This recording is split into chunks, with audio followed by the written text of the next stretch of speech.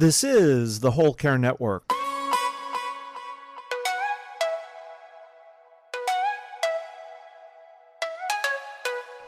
Helping you tell your story one podcast at a time.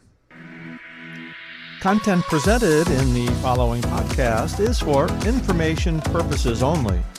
Views and opinions expressed in this podcast are solely those of the host and guest and may not represent the views and opinions of the Whole Care Network. Always consult with your physician for any medical advice, and always consult with your attorney for any legal advice. And thank you for listening to the Whole Care Network.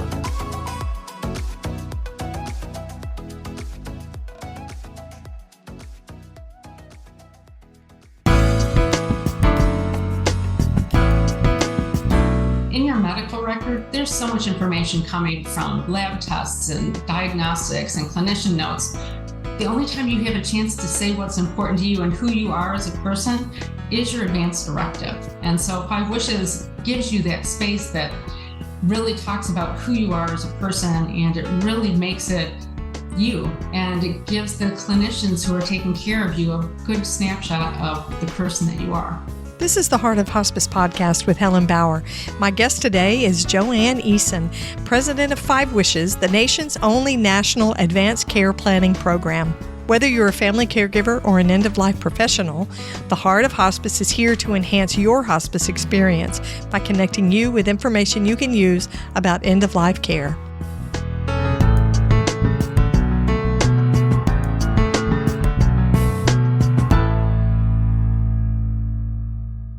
The sponsor for this episode of The Heart of Hospice is National HME.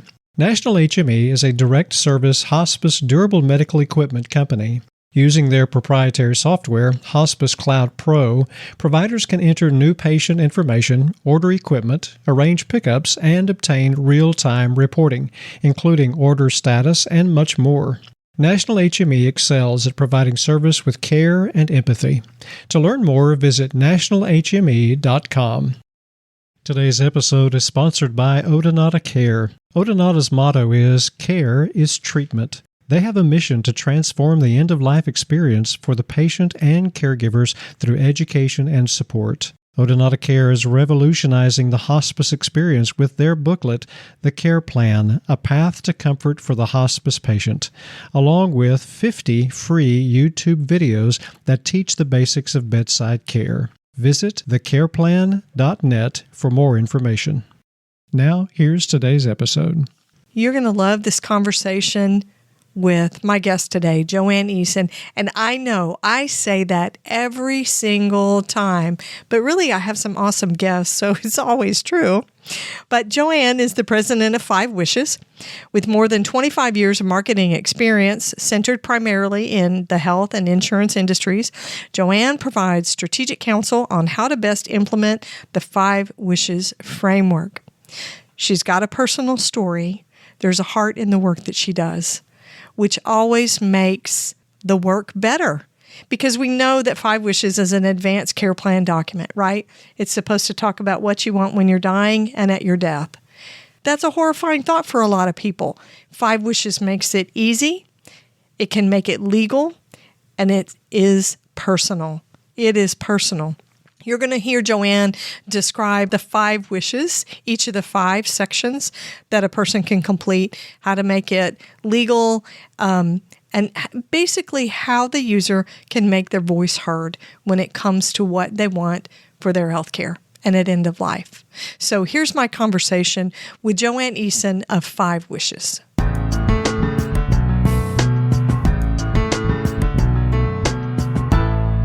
Joanne, it's great to have you on the podcast. Welcome. Helen, thank you so much. I am so excited to talk to you today. So we've been talking about movies and that kind of thing, getting to know you a little bit personally. So I want to ask you an icebreaker question that is personal. I didn't send it to you ahead of time, so you're going to get blindsided by this one. So when you're in a bad mood, Joanne, or you've had a rough day, what's the one thing or one person, who's the one person that instantly makes it all better for you? I have to say 2 people at the same time because I have twin boys. And the thought of them and all the joy that they've brought to my husband and I, whenever I have a bad day, I think about all the blessings that I have because of them and our great family. Oh, that's nice. Can I ask how old are your boys? They will be 28 next week. Awesome. Do you have grandkids, Joanne? Not yet, but I have 2 amazing daughter-in-laws. Nice. And I have actually 2 grand puppies too. So grand puppies. I've been there. You don't want to get too attached to those because then you get called to grand dog sit. Yeah, well, my kids are like 800 miles away, so I'm okay. Oh, so you've escaped that. Awesome. That's really sweet. I like that. Okay.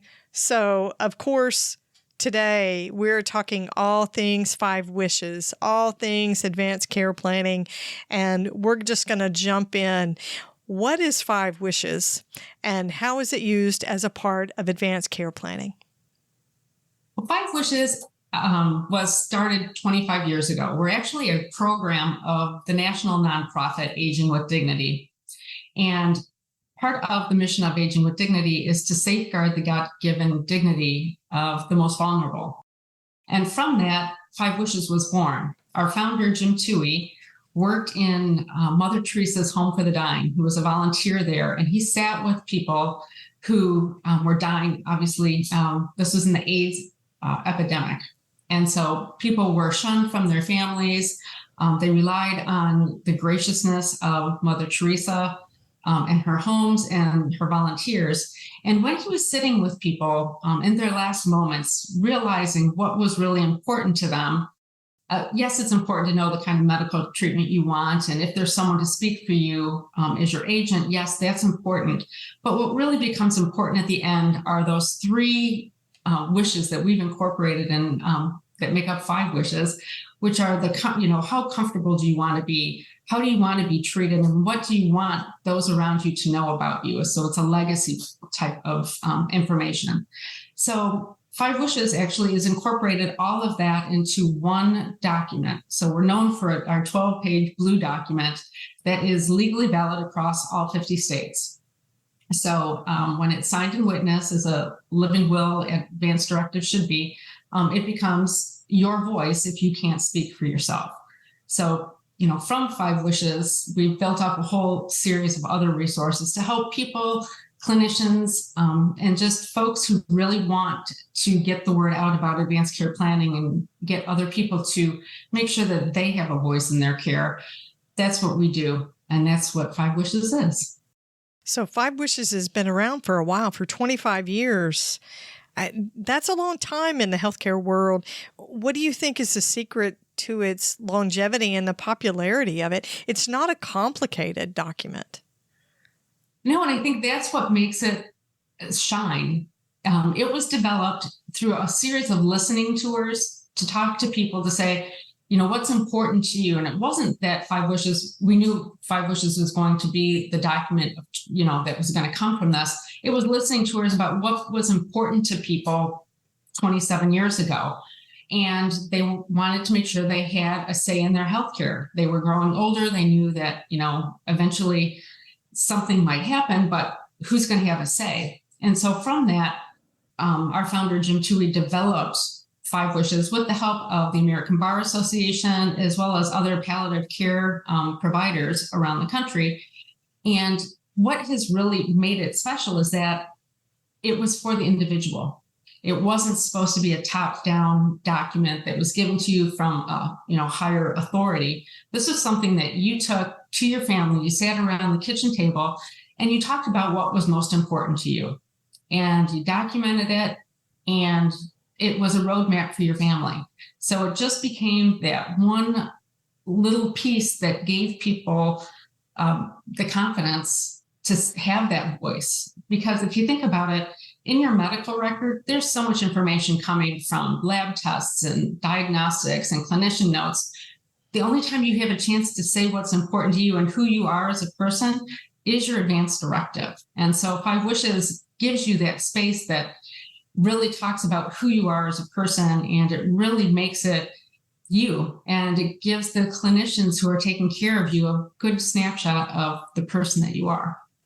I think it's so important to touch back on the fact that you said 5 Wishes is not a top-down document. So many of the forms that we get are things that our hospitals issue to us.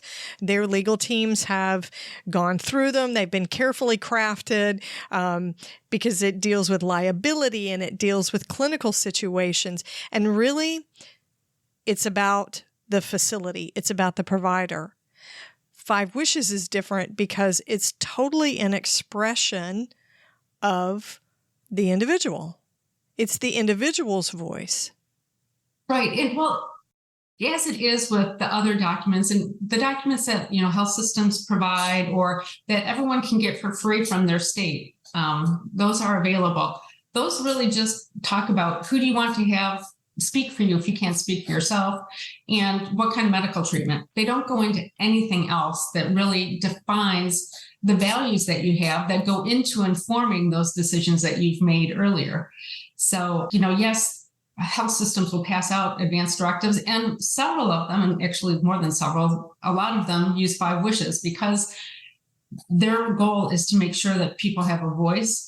And they know that 5 Wishes is easier for them to complete because there's really no legal jargon in it. There's no medical jargon. It's written at a 7th grade level. So it's really easy to understand. And it really kind of becomes like a table topic type of game when you start thinking about the document. What kind of comfort care do you want? Well, how much pain medicine do you want? What do you want people to remember about you? So those are some of the questions that are in there. And so it does become that tabletop topic type game that you can play. So having these advanced care planning discussions, when you use 5 Wishes, it really becomes like a workbook and not something that people end up dreading. So we've heard so many comments from people that when they didn't look forward to having the conversation with their family members, be it a parent who's old and needs to have this conversation pretty quickly, or adult children. And people just said that this is something that really is made easy and made us have really good conversations beyond talking about advanced care planning. I love that it's so personal. And really, so you don't need a clinician to sit and go over 5 Wishes with you, do you? You don't. We made it so it was supposed to be easy. However, when you're talking about people who have serious illness, there's a lot of complications that get into those discussions. And there's a lot that the clinician needs to explain to the patient and the family. That's when it is appropriate for clinicians to really be involved. As soon as there is a diagnosis of a serious illness, yes, have that conversation with your clinician. And it's not just one time, it's a continuous conversation because diagnoses change, especially when you're seriously ill, they can go fast. So this isn't something that's a static conversation, happens once or happens, a couple times in your lifetime. This is something that should be revisited quite frequently. Right. There's several different occasions when you would want to revisit your advanced care planning. Like when the person who's going to be your spokesperson changes, when you have a change in your health status. I would recommend when you change healthcare providers. If your physician has to change, then again, you want to revisit that and have a conversation about that. And I think our values change. When we have a hospice patient and they first come onto service with us, a lot of times they will tell us, I still want CPR. I still want that option. But then as their health status changes, the reality of the disease trajectory really hits them and becomes more tangible. Then they start realizing this isn't an appropriate choice for me. And so with hospice patients, we may be having those conversations more frequently and with the chaplain to assess their spiritual beliefs around CPR and going back to the hospital and all those advanced directive concerns. Social worker's going to be talking about that, and then the nurse is going to be handling the clinical pieces. There's a lot that goes into it, and touching back to that to see if that's what you still want is really important. Most definitely. And so many of the organizations we work with are hospices because they understand that the value of these conversations, and it helps them have that workbook that, it brings the patient along slowly if they're not already there by that time. Right. We never want to discount how difficult those decisions are and how difficult those conversations are. Let's face it, if those conversations were easy, everybody would be having them all the time. You and I would have nothing to talk about. Exactly. Right? I'd be having 5 wishes about something else. Exactly. Exactly. If it was easy to do, everybody would do it, and there wouldn't be all this angst around it, and all this heavy emotional conversation, because sometimes it is a very heavy conversation. It is. It is. In the younger generations, they're much more open about everything. So nothing seems to be taboo with them. So I'm very hopeful that students that are in college or just graduated high school, they're going to start having these conversations because this isn't taboo to them anymore. Nothing is shocking to them, and they're very authentic. So I think that, give us another generation of 20 years from now, these conversations will probably be much more readily available, and people want to have them and do them more comfortably.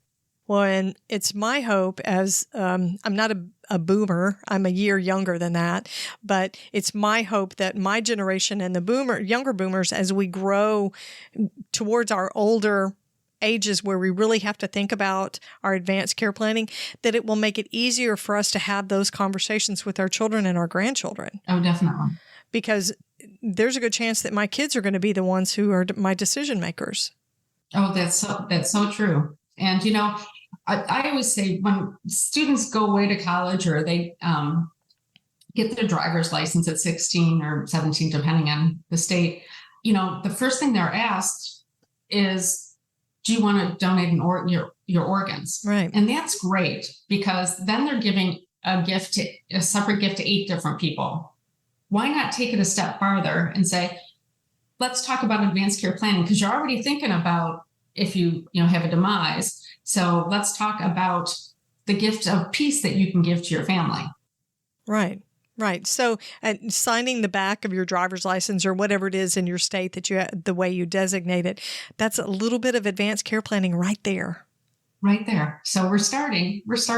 Yes. It opens that door just a little bit. So 5 wishes, we're talking about it like it's just a piece of paper. It isn't just a piece of paper. There are different formats that 5 wishes comes in. Can you describe those for me? Sure. So 5 wishes it started as a 12-page paper document. It grew into a larger paper document because we started getting translations of the document. And to get our translations or our bilinguals, we had to have English and the native language next to each other. So they went from 12 pages to 20 pages. And today we have 32 languages available, as well as Braille. So that's just within our paper format. We do have a 5 wishes digital version, which allows individuals to log onto our website and complete their advanced directive, as well as do signatures and witnessing electronically. And they're able to keep their 5 wishes on their platform or on our platform on their dashboard. And it becomes like a 5 wishes for life, because you can keep going in and editing it. So if there's a change, you don't have to get a new paper document. You can just go back into your portal and change your healthcare agent or change the type of medical care that you want, whatever you need to change, and sign and witness it again. So that makes it easier. And then for some of our organizations that we work with, we have what we call our 5 wishes PDF, which is actually a fillable PDF that organizations can send to their constituents and assist them with development of their 5 wishes. Again, it's kind of like 5 wishes for life program, because once you get that fillable PDF, you just leave it on your desktop and go back and edit it as ever you need it. That product actually started because of COVID. So if there's any silver lining that came out of COVID, it was the fact that people still wanted to have these conversations, and a lot of hospices wanted to still do the presentations that they do in the community. So they went to doing virtual presentations and providing everyone with fillable PDFs. So that's just something that's available through organizations. That's so convenient. So convenient. Yeah. So we're trying to make it as easy as possible for everyone so that there's no barriers to completing these documents. And then we also have other resources. If people still want some information on how to have this conversation with their loved ones, we have conversation guides. We have videos to help do either family meetings or larger presentations. And then we have a whole program for clinicians, because this is a really important piece in what they do. So we wanted to develop programming to help do trainings for them, so that way they can understand how to use 5 wishes within those serious illness conversations, and how to have how to actually implement and develop an advanced care planning program within an organization. And then we have a bunch of other tools for our healthcare folks, and free webinars. So if you go to our website and look for webinars, you're going to see our archive of 15 of them. And they run the range of advanced care planning in a rural setting, all the way to digital advanced care planning and the trends that are going forward. Nice. So I have to ask you, do you charge a fee for the resources that are on your website?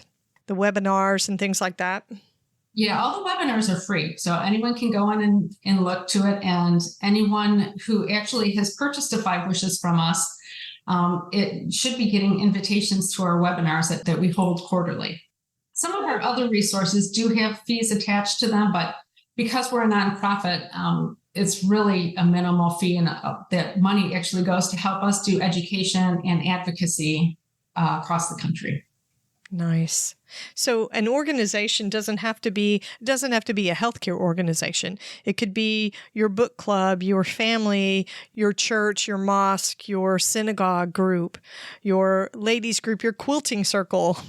For anybody that just wants to have an activity and they feel like this is an important focus, it could be any group, couldn't it? Oh, it could. And we get so many calls from people saying, "Oh, I found this at our ladies' tea. We've decided to have a conversation about this." Or like you said, a book club. So when Being Mortal was popular a few years ago, I believe the Hospice Foundation actually sponsored a whole program around the country and did screenings of the Being Mortal documentary, and then provided 5 wishes documents to people who attended. The sponsor for this episode of The Heart of Hospice is National HME.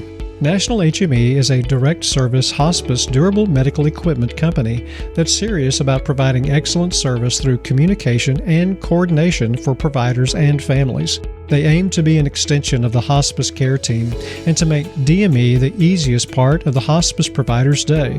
Using their proprietary software, Hospice Cloud Pro, providers can enter new patient information, order equipment, arrange pickups, and obtain real-time reporting on their order status, plus much more.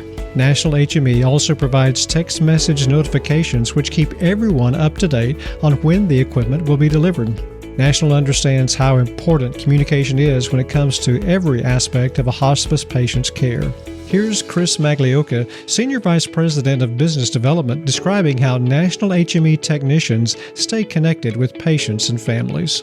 The family will know through text messaging when the technician's on their way. They'll actually know the technician's name. So, we get the order, our call center calls that patient's family and lets them know, we received the order from the hospice, we'll be out there this afternoon. The technician will contact you with an ETA, and then again, they're going to get that next phone call plus a text message from the technician introducing themselves, letting them know who they are, and then with their ETA.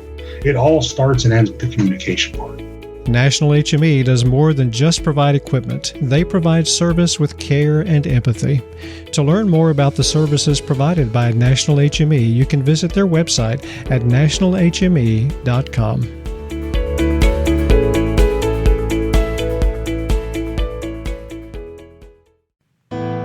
This episode is sponsored by Odonata Care. Odonata Care founders Nancy Hireman and Brenda Kazire have crafted a 32-page booklet called The Care Plan, A Path to Comfort for the Hospice Patient. Here's what certified hospice and palliative care nurse Helen Bauer says about the Odonata Care booklet.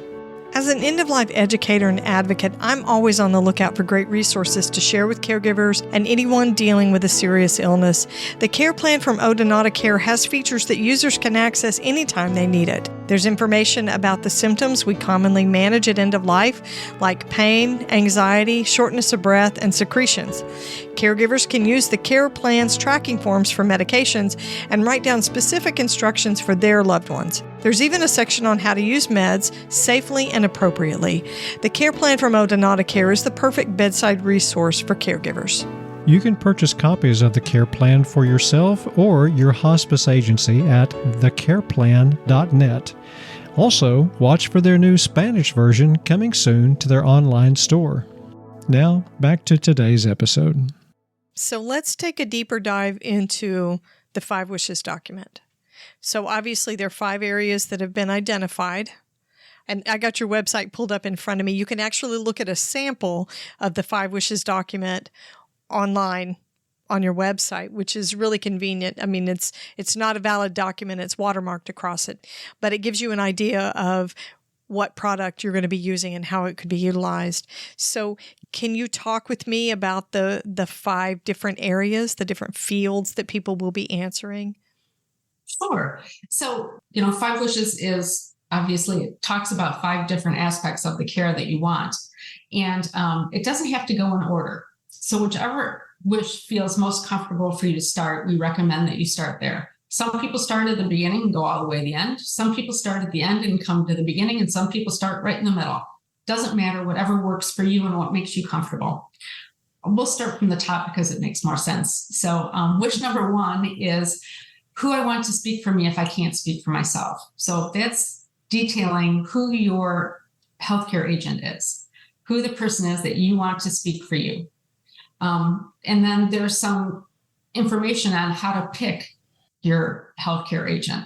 So you kind of want someone who's close to you, not only emotionally, but also geographically, because if something happens, you're going to want someone to be able to be in person and talk to the clinicians about your care. Right. And then it also allows for 2 alternates.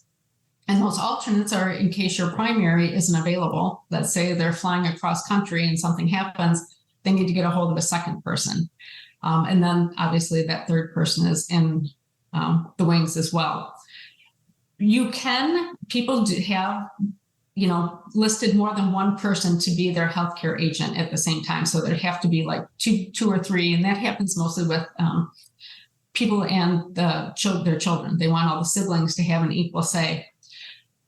From a practical standpoint, that really doesn't help the clinicians a lot, because what they need is to go to one person to have that definitive answer. It's hard to do healthcare in committee.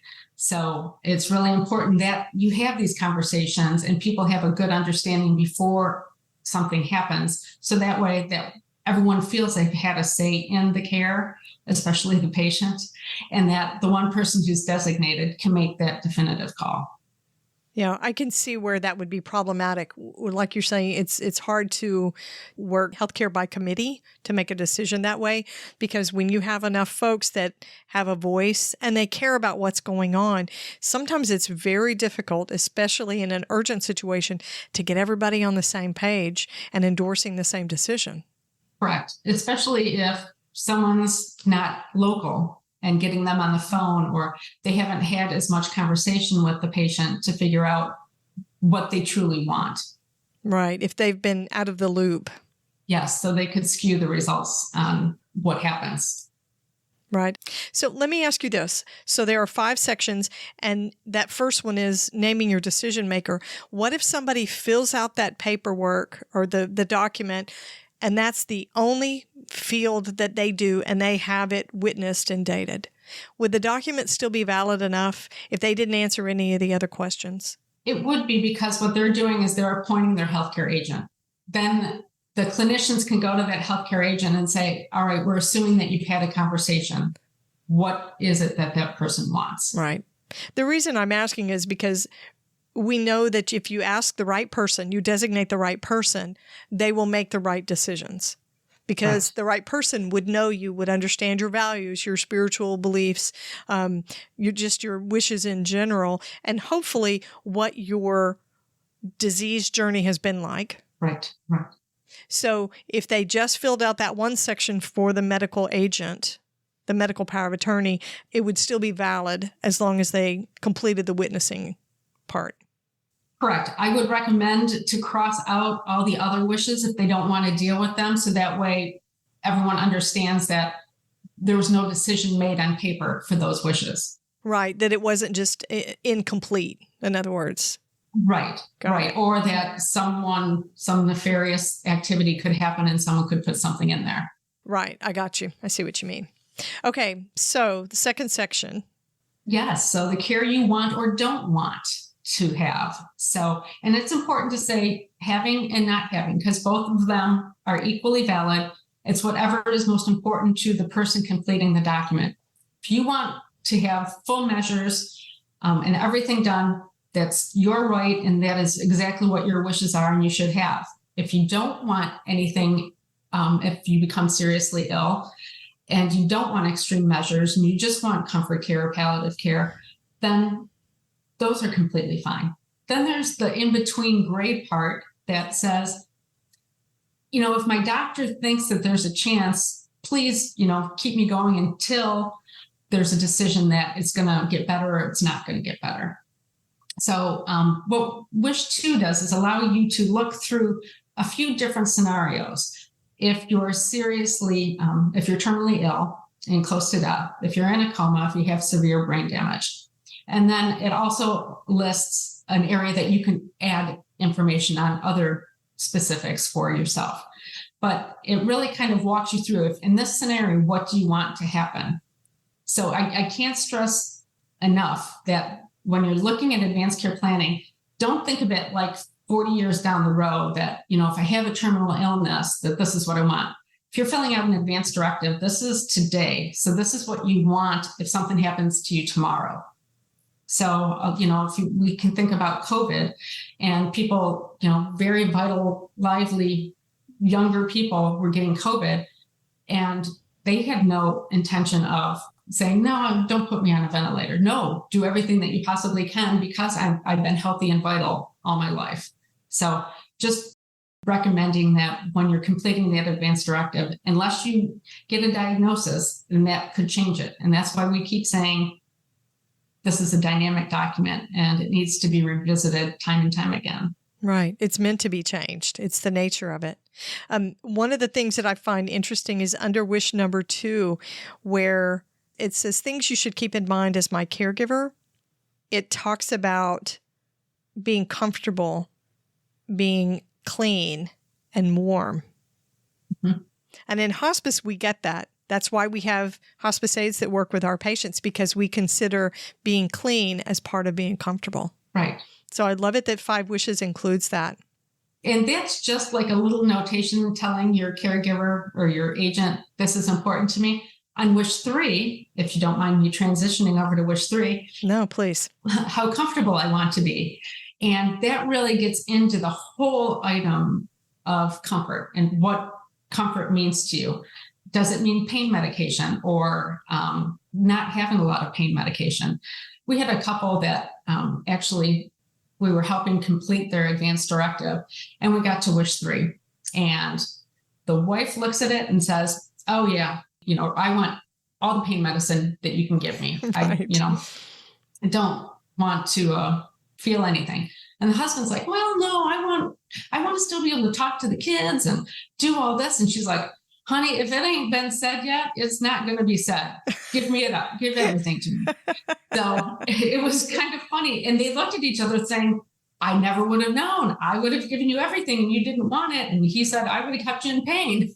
So it's really, even though, you might have spent 30 years with somebody, these kind of questions really can shed a light that you hadn't known about before. Right. And I found in my hospice practice that people feel pretty strongly about narcotics and opioids. And of course, there's always the concern about addiction, which is not a concern. There is science backing it. Fewer than 1% of the people that use opioids for true pain management become addicted. Mm-hmm. Right? But we never discount that concern when it comes to patients and families. It's real. Maybe you have a history of substance abuse. Maybe your spouse has a history of substance abuse. We want to make sure that we respect that. Maybe living through pain and experiencing suffering is a cultural aspect that you embrace and it's important to you. It just depends. So I love it that there are these options. And it's comfort, not just pain medicine.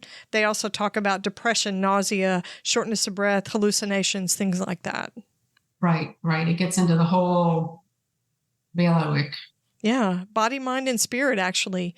It goes as far as to talk about religious or spiritual readings as well. Very nice. Okay, wish number 4. This is kind of a short one. It is, and it kind of is a great transition from 3 to 5 because it really talks about how you want to be treated. And so it, is what kind of prayers that you might want at your bedside, or if you want people to visit you, what kind of things do you want around your bed or your home? And kind of going back to that comment on, having people visit you. Once in a while, we will get people that send their 5 wishes back to us thinking that we're a repository, which we're not. So if you complete your 5 wishes, please keep them for yourself. But we will get them back and there will be notes in them that say, I don't want so-and-so at my bedside.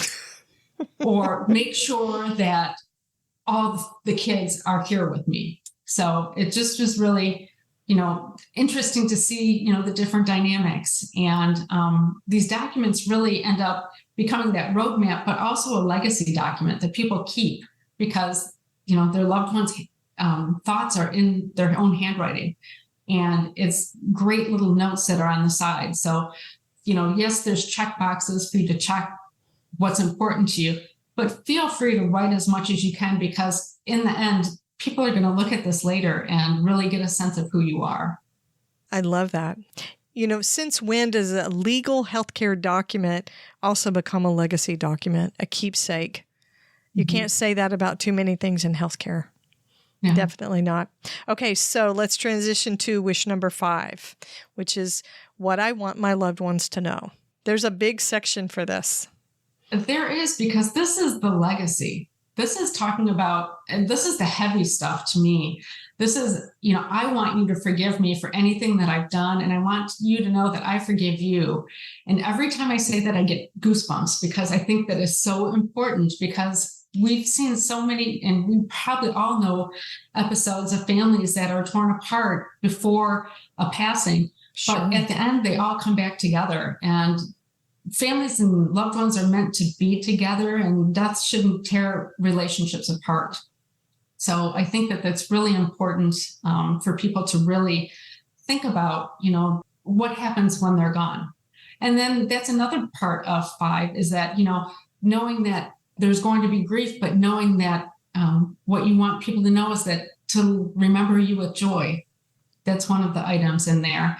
And then there's also that, if this is too much grief, you please seek counseling. So it's like giving you permission that, it's okay to grieve, but if this has got too much, please go see help, look out for yourself. Yeah.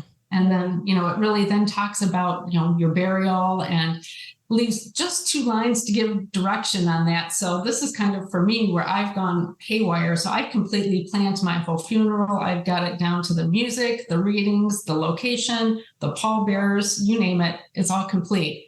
You can go as crazy as you want to in this last part. I love that. So here's an interesting piece that as a hospice nurse, I would really value because this is a message specifically to that decision maker. And it says, I wish for my family and friends and caregivers to respect my wishes, even if they don't agree with them. Yes. And I think that should be stamped on each one of the wishes. Yeah, I would have it tattooed across my chest. It doesn't matter if you don't agree with it. But absolutely, I think that's true. There's so much pressure on family members who've been designated as decision makers. And what I've always counseled those family members is that you're not actually making any decisions. The decisions were already made. You're just following instructions. Right. And what a relief that is. Mm-hmm. You don't have to figure this out. He or she did. Your mom already told you. She's got it written down. Just follow the directions. That's all you're doing. Right. Yeah. Exactly. Yeah. You just become the microphone.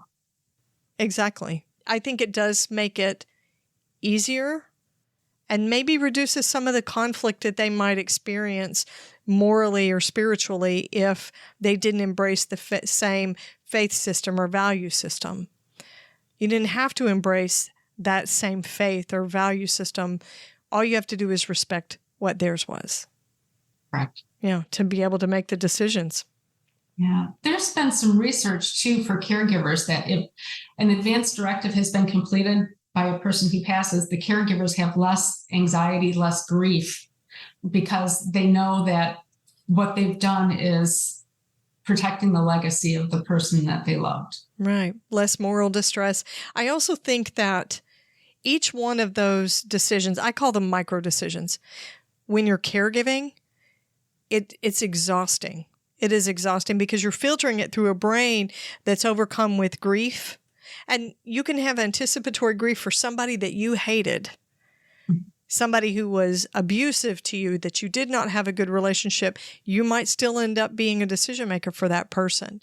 And the grief is there either for the relationship that you didn't have or for the one that you should have had, all of those things. And then you're supposed to filter your decisions through that at the same time. Good luck with that. Right. So I think there's so much pressure on being a medical power of attorney. I've experienced that personally, and it did not look pretty. It did not look pretty. You sleep deprive me, I get very, very cranky. And if you pressed me on something, I'd probably tell you my social security number and give you a kidney. I'm just, I'm that kind of caregiver. So to have it written down, wow, what a gift. Yes, it really is. And, I look back at when I lost my mom. It was 28 years ago. I was 4.5 months pregnant with twins. So she was living in her home with hospice. It was beautiful. We had the most beautiful conversations for a month. So she, was on hospice for a month. And this was before 5 Wishes was a thing. But we had these conversations. So this isn't something that you need a document. There's no special document. This is just having a person-to-person conversations and just respecting the dignity that we all have, that is inherent in each of us, and that we want to love and hold and cherish people all the way till their natural end. So your mom was receptive to having those conversations with you? Very much. And, my dad was too, even though my dad was very, very strident and very strict. When he passed, we had really good conversations about what was important to him. And he actually went into hospice too. Nice. I remember he just couldn't say enough about the goodness that hospice brought, all it just took everything off of our shoulders, all the worry, because someone was always there to help us through, difficult conversations. There was always a nurse to call. There was always a chaplain there to help guide us spiritually, to make sure that, they were getting the spiritual balm that they needed, and all of us needed.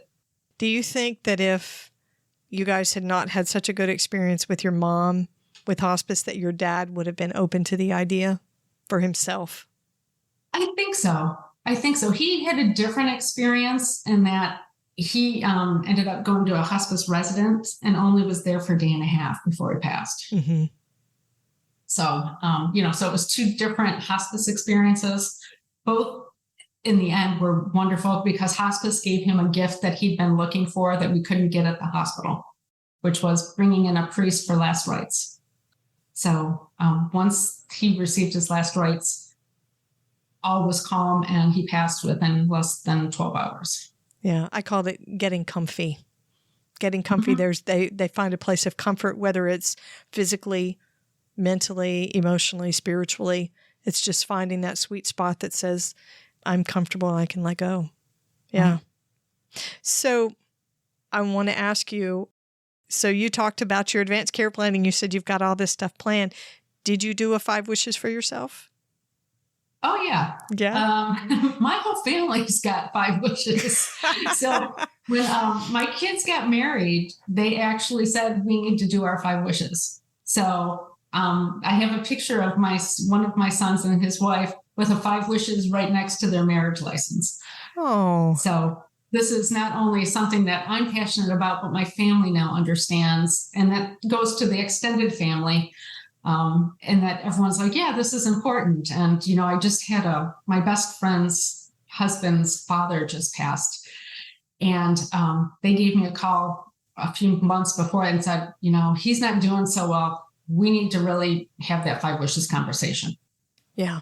So I think once people start learning about this, they're like, oh, yeah, we need to start having conversations. Yeah. Simple language, easy to access, multiple formats, multiple languages. How can listeners find 5 wishes and how can they purchase it for themselves? Certainly. So you can go to 5wishes.org, and that's 5 spelled out.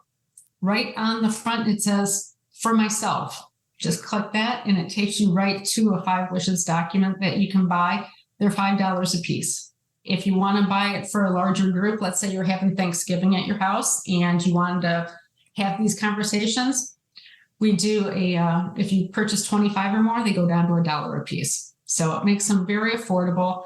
And for the most part, we've served 42 million people because of the 40,000 organizations that help us get the word out and provide 5 wishes for free to the public. So I'm sure within all the neighborhoods around the country, you can find 5 wishes somewhere. Awesome. Joanne, thank you so much for talking with me. I've known about 5 wishes for a long time. I've done advanced care planning, but it's so nice to hear the details, and it kind of helps me to flesh out my own advanced care plan. So thank you so much. Well, thank you, Helen. And if you need me to send you a couple 5 wishes, I'll be glad to do that. You bet. Thanks.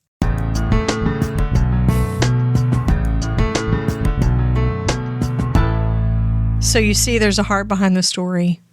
There's meaning behind the document. And I can tell you, after working over 30 years in healthcare, there's not a lot of meaningfulness inside healthcare documentation. I can hear it now. All you listeners who work in healthcare, everybody just said, that's right. And they raised their hand. It's the truth. There's no meaning in that documentation. We don't get purpose from that. Nobody ever went into healthcare, into nursing, chaplaincy, social work, medical care, because they love documentation. That's not a thing. That is not a thing. So 5 wishes brings the heart and the spirit and the individualization, the personalized side of things as an advanced care plan document. 5 Wishes, the organization, is part of Aging with Dignity. It's a bigger organization. And the 5 Wishes document was developed through a set of listening tours to learn what was important to people. In fact, their founder, Mr. Toohey, was with Mother Teresa in the work that she did, which is amazing, even to rub elbows with that kind of benevolence and incredible work. It must have been amazing to witness that. 5 Wishes gives the person who's writing it an opportunity to share their values and what's important to them, not just ventilators and whether you want a feeding tube. It's more than that. It's more than that. It's about how to keep them clean, how to keep them comfortable. How comfortable do they want to be, which I think is a very big concern for a lot of people. How much medication they want to have. Do they want to be sedated, or do they want to be as alert as possible for as long as possible? Healthcare organizations, and I hope you hospice people are listening, you can use 5 Wishes to assist your patients in making their advanced care plans. These conversations can be really hard for us to start, even when we've done it for a while. Patients and families are often not receptive. Those conversations can be awkward, especially when you're first getting to know somebody. But what we know about hospice patients is they're not always on our service for very long. I think it's 50% of hospice patients, Medicare hospice patients, are on service for 2 weeks or less. That's not a lot of time to get to know people. 5 Wishes is a great document and tool to have those conversations in a way that's a little more gentle and doesn't feel like you're just talking medical jargon at them or using legal terms that they don't understand. And if you need help learning how to utilize that and how to fill out 5 Wishes, the 5 Wishes website has a lot of free resources and free webinars. Some of their stuff, yes, they charge a minimal fee, but most of their resources are free. You can use a digital version of 5 Wishes, and here's the great thing about the digital version. It can be updated. It can be updated with information as your wishes change, and then you have it witnessed again, right? Have the update witnessed, and you've updated it. It's a living, breathing document, which is what an advanced directive should be. Advanced care planning should be a living, changeable document. I hope you enjoyed this conversation with Joanne. She brings her heart to the work that she's doing, and that makes all the difference. Be sure to catch the next episode of the Heart of Hospice podcast. You can find more episodes on theheartofhospice.com, and don't forget to subscribe on your favorite podcast platform. You can connect with the Heart of Hospice on Facebook and Instagram, and send your questions or comments by email to helen@theheartofhospice.com. And remember, no matter who you are or where you are in your hospice journey, you are the heart of hospice.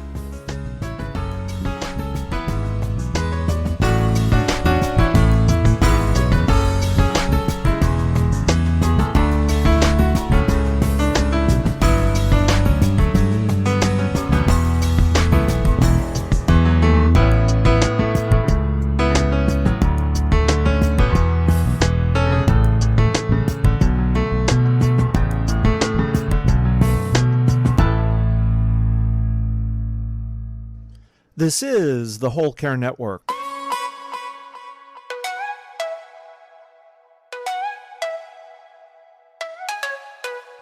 Helping you tell your story one podcast at a time.